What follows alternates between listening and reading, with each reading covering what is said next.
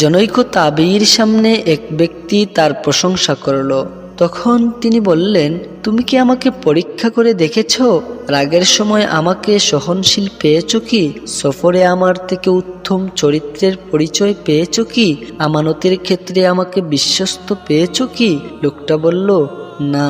তখন তিনি বললেন, তাহলে তুমি পরীক্ষা না করেই আমার প্রশংসা করলে কেন?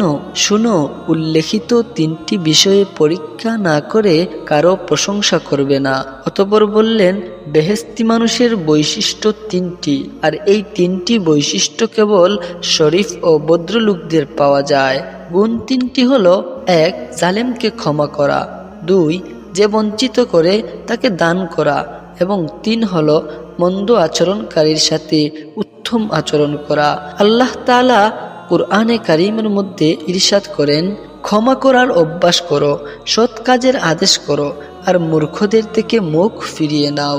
রিওয়ায়াতে এসেছে, যখন এই আয়াতটি অবতীর্ণ হয় তখন হযরত সাল্লাল্লাহু আলাইহি ওয়াসাল্লাম জিবরিল আলাইহিস সালাতু ওয়াস সালামের কাছে এর ব্যাখ্যা জানতে চান।